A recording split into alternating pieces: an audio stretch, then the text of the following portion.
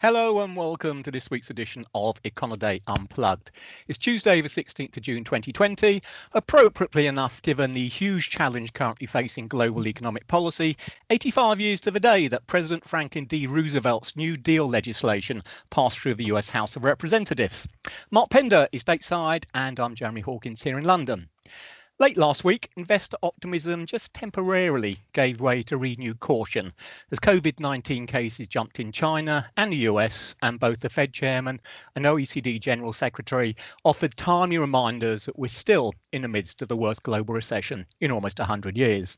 The latter told policymakers to throw everything you've got at it, and it seems that central bankers and politicians alike are happy to do so, irrespective of the potential problems that unprecedented monetary and fiscal easing might be storing up for the future. By and large, the investment community still thinks they've got its back.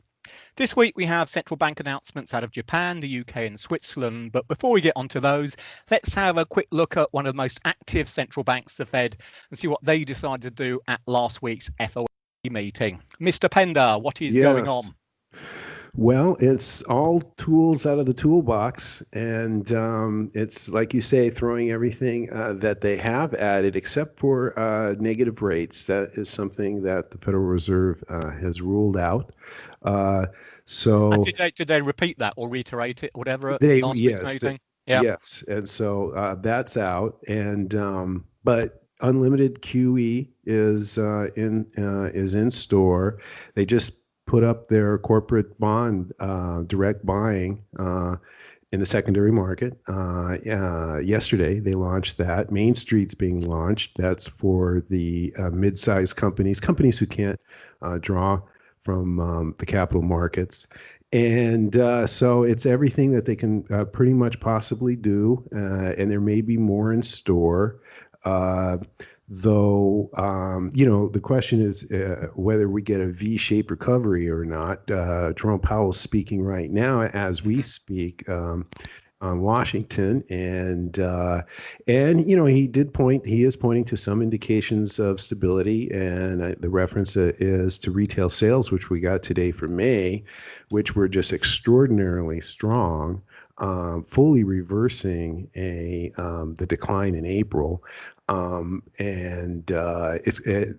has to do with the federal stimulus checks that everyone is getting here, and whether or not they could go out very much. The U.S. consumer still went on a gigantic shopping spree in May, and it looks as though consumer spending, if that can be repeated, it will. Can I ask you, in terms of the spending, what's the state of the lockdown in the States now? Because Europe clearly is easing quite a lot of restrictions. I mean, the UK, for example, opened our retail sector beginning of this week, and we're behind a lot of continental Europe. What's the position in the States now? It's state by state. Some states are fully reopened. Other states are partially reopened. I'm in Pennsylvania, and we're not fully reopened.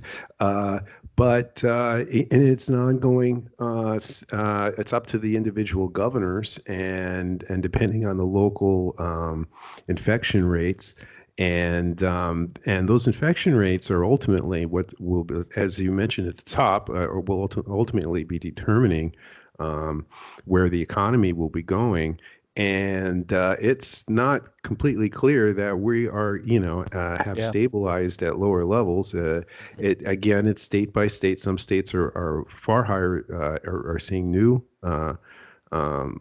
surges in infection rates. Still, surges, but increased levels of infections. Others are not. So it's going to be play it as you go. One thing besides retail sales that are strong in the U.S. is the housing sector has done remarkably well. We had the housing market index today from the nation's home builders, and it's coming back up very quickly. And new home sales, how weak will consumer spending be in the second quarter? Maybe not as weak as we thought. How weak will residential investment be? Maybe not as weak as we thought. So, but what is as weak as we feared is the production side of the economy. Industrial production came out. It did show a little bit of a rebound in May, but nothing to really cut into what we saw in April, even though vehicle sales were way up in May, but are still down, well down from where they were before the crisis. And the vehicle production has popped up way in May, but is even further down than where it was before the crisis. So it's interesting. And is this playing out for an inflationary wild card? If production is down, that's fewer goods. And if imports and exports, let's just look at the import side, sharply lower, where are the goods going to come from? And is that laying out a possible inflationary? I don't want to be a doomsdayer, and this is not what people are saying. Yeah, sure. What's the business even? I mean, is it the case that because demand fell out of bed, that there's enough stocks there to to look after a couple of perhaps say really strong months of demand before there's any real threat of an inflation? Well, that's right. We also had business inventories today, and they've been drawing down. So we've been relying on existing stocks to feed demand, and production will have to eventually pick up. Otherwise, there's going to be a gigantic mismatch, and that, like I say, it is an inflationary risk just for the goods production, let alone all the stimulus coming out of Washington and the central bank that's being fed indirectly into the financial markets. So it's like what you also said at the top. You said, there's a risk of a future imbalance in the financial markets, but that's not really what the concern is right now. The concern right now is that we stabilize somehow at whatever the new normal is, and so it's I think completely up in the air, of course, and it'll all depend on whether or not this virus is going to come in with a second wave or not. And we just don't know. I can tell you from my own reading and my own personal experience going out around the Northeast, that social distancing is more of an option than it is a practice right now. So we'll see what happens. It's interesting because social distancing is one of the biggest issues in the UK now, because say we've got the reopening of a lot of the retail sector, but over here it's still very much we have this 2 meter or 2 yard rule, which effectively is being enforced, and a lot of the shops are simply saying so long as that remains the case, we're not going to be able to get enough traffic, enough volume, footfall through the shops and to make it worth the while opening. So are you seeing enforcement? I'm not really seeing it. We're not seeing any enforcement. Well, I mean, it's not what I call like heavy duty enforcement, but certainly it's very much a strong government recommendation. And if we have police forces out and they see it not actually being followed, then they'll certainly step in and make comments to the effect, well, look, you should be doing this and not that. One thing I must say we are missing, it's interesting because the states figures, I always find it very irritating from this part of the world, but your numbers come out so much in advance of ours. And for example, you're already talking about retail sales for May. Well, Eurozone retail sales won't be out for May until July the 6th. The IP numbers, industrial production, won't be out until the middle of next month. So we've still really just looking at what's been happening in the past rather than what's been happening now. So I suppose the first kind of litmus paper of what's going on in Europe will be UK retail sales, which do come out relatively early. They'll be out on Friday, and it's going to be very interesting just where they follow the US pattern. I mean, they were down 18%, or just over 18% in in April rather. They're expected to be up about 6.5%. I mean, for what market forecasts are worth at the moment. But there's a sense here, I think, that there's been it's quite interesting, there's been this pent-up demand. People have been stuck at home, unable to go out. Yes, you can buy online as you always can do for those people who have access to PCs and what have you. But you get, in the past, people have been talking about, I can't be bothered to go shopping, I'll buy everything online. Now you've had this change in psychology whereby I can't wait to go out and get into some shops, to physically touch some things and stuff like that. And so it'd be interesting, I kind of wondering whether or not what you're seeing your side is perhaps even a temporary shift in psyche before you go back to normal, think, no, I'll buy it online, or right, I've had the fun of shopping again, it's boring, it's queued up, and you go back to much more normal levels.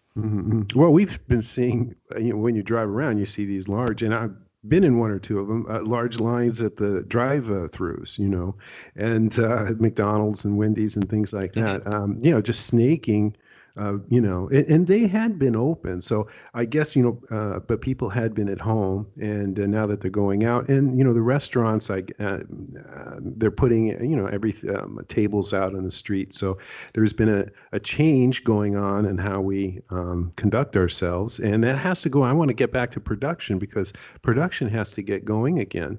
Um, and those kinds of things have to be applied in the production end of the economy. I'm sure that they are. But you also said about delays before.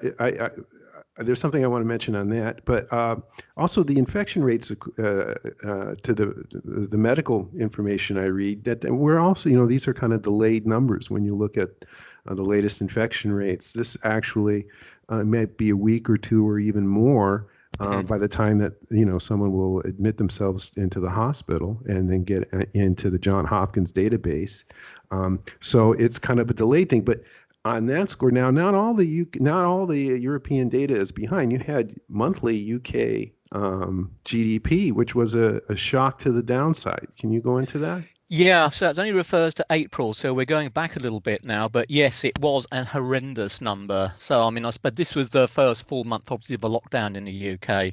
As you mentioned, we do now have monthly GDP numbers over here, which, to be fair to the Office of National Stats, so our statistics people, they always recommend looking at a 3 month rolling average because 1 month was so much statistical noise.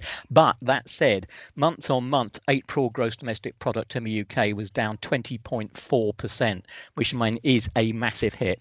But that said, I mean, look at what the Bank of England was like indicating. So I'm not sure we can call them forecasts anymore. As part of its indicative scenario from its last meeting, they were talking about a probable decline in second quarter GDP for the UK of about 25% or so. And given what we've had in April, I don't know if we were to get something close to a small fall or flat production in May or June, then we're probably going to end up somewhere around about that kind of mark. So yes, it's horrible, but we sort of know the second quarter is going to be rubbish anyway. The key question is what's going to happen as far as the third quarter is concerned. And at this Yeah. stage, we really don't have too much data. Well, and that goes with the V recovery, if we get that Hmm. or not. And certainly there's been today's retail sales report. Not all the data is fitting into that. The employment data in the U.S. and Canada are fitting into that with the big jump in May. And of course, now the consumer spending data as well. But we'll have to, we'll have to see now. And the Bank of England meets on actually, you have two. You mentioned the Swiss National Bank, which is interesting. But let's talk about the Bank of England. Now, I read your piece. Now, negative interest rates don't seem to be on the table. But haven't we been seeing some headlines from policymakers in the UK talking Yeah, about it's that? it's interesting. I think in some ways the bank got a bit carried away, or at least to some extent it might have been down to the governor Andrew Bailey, who quite clearly intimated what a week or so ago that the bank effectively was actively looking at the possibility of taking bank rate, so the benchmark rate over here, which stands at just 0.1%, actively looking at taking it into negative territory, which is something the bank has always said it didn't think it should do. It thought it'd do more harm than good in terms of distortions and so on to the economy. So it wouldn't do it. But apparently, it's been looking at all the numbers on how the economy is faring and everything else. It's looked at the experience of other countries like Switzerland, presumably the ECB, where their key deposit rate is minus 0.5%. And they decided that if necessary, they would be prepared to actually to take rates negative. However, it's also been pointed out by a number of other bank officials that to do that, you've got to give plenty of warning to the public for a start, just in terms of your communications exercise to make sure people actually understand what negative interest rates mean. And also for the whole financial industry as a whole, because it's going to introduce, as we know from elsewhere in the world, a whole range of dislocations, the way products are priced and everything else. So I think by the looks of it, if you kind of read between the lines, I must say I would be very surprised now if we were to see a move on interest rates. The bank's meeting this week, so that'll be on Thursday. But I kind of wondering if the discussion, the minutes will suggest that they're very much contemplating a move further out. And of course, as far as the bank's concerned, like a lot of other central banks, they like to tiny shift in policy to the latest updated economic projections. And we'll be getting those at the August meeting. So I think the earliest we'll see any cut in interest rates, unless the bottom falls out of the economy again due to COVID or whatever it may be. So August is probably the first real opportunity to see rates go sub-zero over here. Now, the Swiss National Bank is at minus 0.75 for their policy rate. Is that right? Yeah. Let me just quickly finish on Bank of England. I should say, okay. no change in interest rates, but people, looking at the bank, the market expectation, or the hope anyway, is that they will come out and increase quantitative easing. So currently, the ceiling on the bank's quantitative easing program is £645 billion sterling. That's expected to be increased by, I guess, at least 100 billion, so to 745. If we were to see less than that, then I think investors would be very much disappointed. Mm-hmm. Swiss National Bank, you mentioned, they actually meet a few hours before the Bank of England, so also on Thursday. As we've talked about in the past, the key here very much remains the currency. And I suppose the loosely speaking good news for the central bank is that since their last meeting back in March, during which time the SNB has been very active in the FX markets, so selling its currency to stop further Swiss franc appreciation. We've seen over the last couple of weeks or so, with this move in sort of market sentiment in general towards more risky assets, it's actually seen some capital outflows from the Swiss franc, which is exactly what the SNB wants to see. So some of the pressure on it to come out and do something else with its policy stance has eased a little bit. That said, one of the big issues, of course, facing the SNB is the coronavirus, not just the direct economic effects that all the other countries are having to contend with, but simply the virtue of the fact that, as we saw in the back end of last week, when you get some bad numbers coming out on the coronavirus, investors react very quickly and there's this flight to safety. So that's when we saw the Swiss franc starting to move stronger against the dollar and against the euro again. And so in the back of their mind, they must have the view that, well, if we get hit by a big second wave of COVID-19, there's going to be a renewed rush into the Swiss franc. So perhaps we don't want to cut interest rates, but we'll keep any future cut until such time as really have to do it as a last resort. But by and large, I think their view is currently very much that we are prepared to do whatever's necessary in the foreign exchange markets, and they will continue to do that. And so they stress the currency intervention. What about QE? Well, QE per se, they don't bother with. All their intervention is coming through the foreign exchange market. So they're expanding their balance sheet like that, and their balance sheet has gone up massively as a result of all the intervention.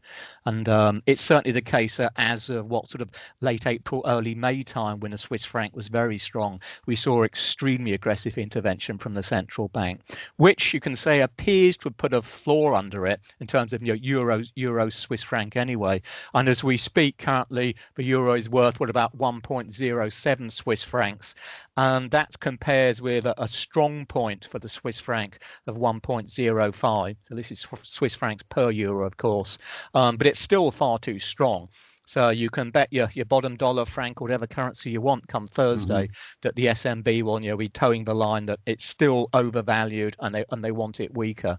They must have a massive foreign exchange. Well, they have now, because the thing is, for them, of course, they can do whatever they want because they're selling their own currency. But unlike many central banks who intervene when they're worried about their own currency being too weak, so long as you've got the foreign currency reserves, of course, you can go and use those reserves to buy back your own currency. For the Swiss National Bank, the shoe's on the other foot. The currency is so strong, so they can just print the money and just simply use it to go out and sell it. So their direct buying is exclusively in the foreign exchange and not in bonds that are. Well, they have their own investment stuff outside of that, but the policy itself is built around, as they call it, foreign exchange intervention and negative interest rates. And from the negative interest rate side, well, to all intents and purposes, it does seem as if it's reached rock bottom, unless they're just simply put into a corner and feel they have to do something else.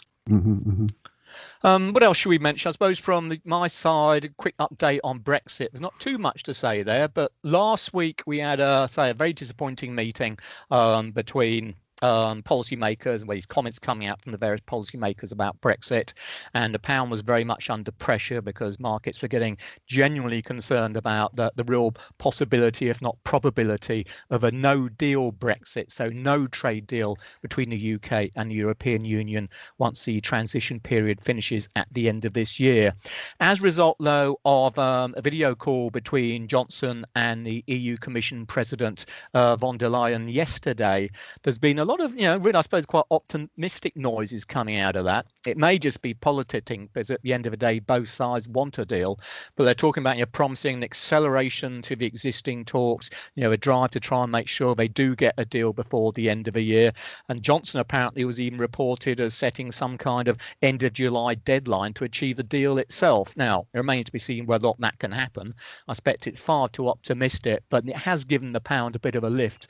So we are sort of moving back into the days, putting COVID-19 on one side, whereby what happens to particularly the sterling euro cross is very much a function of the latest news about, are we going to get a soft Brexit, or is it going to be a hard Brexit? We're back to that kind of thing again.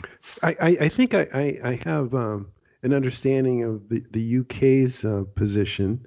But what is the advantage, or what's at stake now for Europe with their relationship with the UK? And just aside from that trade relationship, what does it, if they make too many compromises, what would that do to the union itself, the remaining union? Well, the big worry for the EU, and I can understand it from their side as well, is that effectively the UK is trying to cherry pick.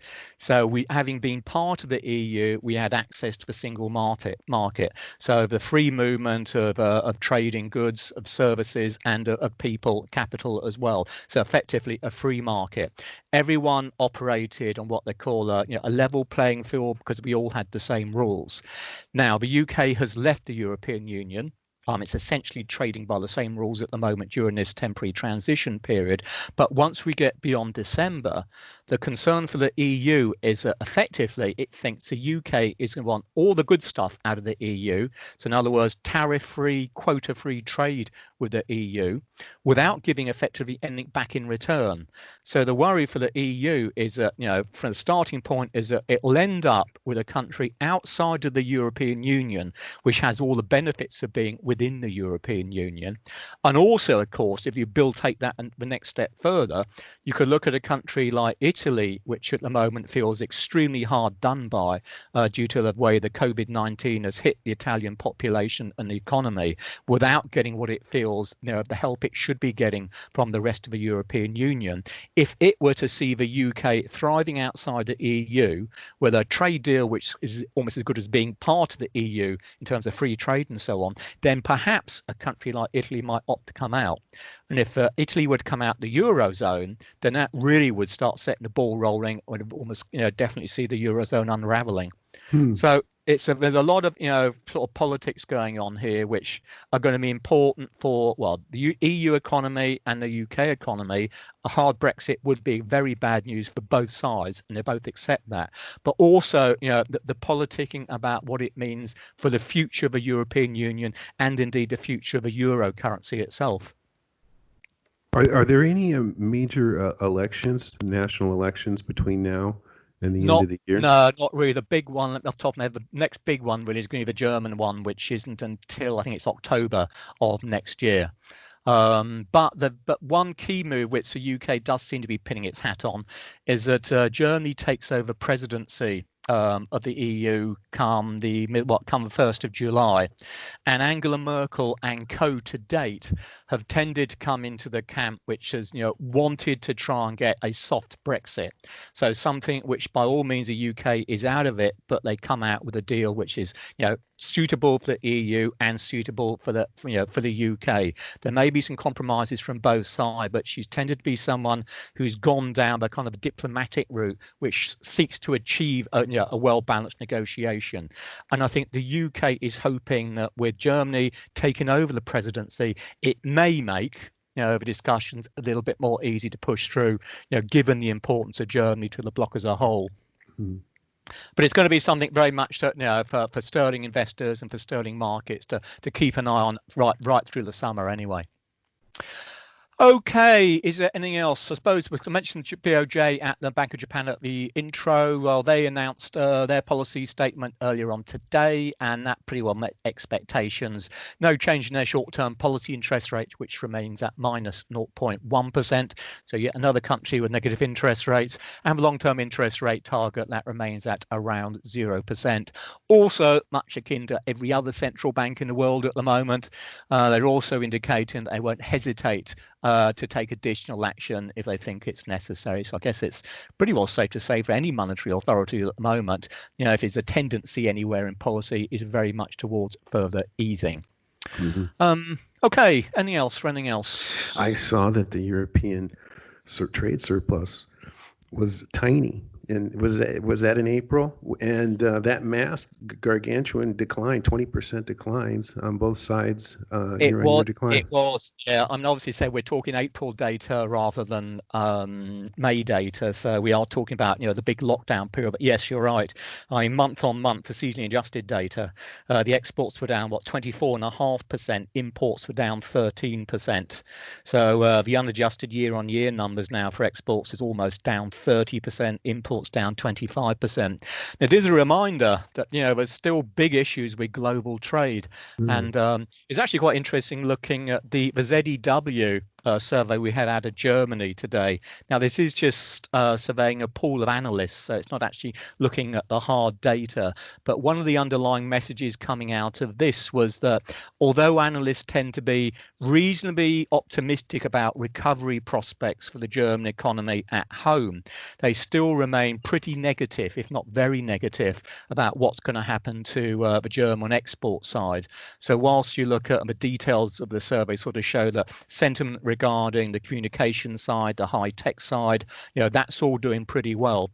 Those industries like manufacturing and capital goods and all this kind of thing, which are very much exposed to exports, and of course Germany's economy is very much built around exports, they still see very negatively. So it's, it's going to be a case of how individual economies work within themselves and how they actually cooperate with everybody else. Is it going to be the case that everyone's going to put themselves first at the expense of global trade, which would be ultimately a negative for everyone? Real quickly here at the end, but India, how big of a trading partner are they with Europe? And I ask because of all the countries we follow, India is the only one who's actually, anyway, Italy has, I guess, the confidence and some confidence numbers, but India has, canceled several economic reports because of the virus. And I'm just wondering, are they a big significant player in the European? Well, they're not a massive one for Europe, but they're one of those markets that a lot of European industry really wants to tap into. If you believe some of these very long-term projections and they ask, right, who's going to have the biggest economy in the world, then China always comes out as one and India comes out as another one. It's not there yet. And just going back to the COVID-19, Delhi has got some major problems on the COVID side currently. And so the Indian economy, like the rest of the world, is going through some major problems. But they're also an economy which is quite reliant upon exports and imports. And the figures we had out for May, and one of the good things about India, the trade figures come out in very good time. The May export number on a year-on-year basis, that was down, where are we, 36.5%. Imports are down over 50%. So again, it's bad news for all those countries which are heavily involved in exports at the moment, but simply because domestic governments are trying to get domestic demand going again to feed the domestic economy. They're not particularly worried about domestic demand in their country fueling another economy. So it's going to be a part and parcel of how things shape up going forwards. Right. Okay, then I think we've probably been prattling on for long enough as per usual. So on behalf of Mark and myself, thanks as always for listening. We'll be back again next week, so please do tune in then. In the interim, remember that you can get all the updated information on data, economic events, and everything else you ever want to know about in Econoday's global economic calendar. We'll see you next week. Stay safe. Bye for now.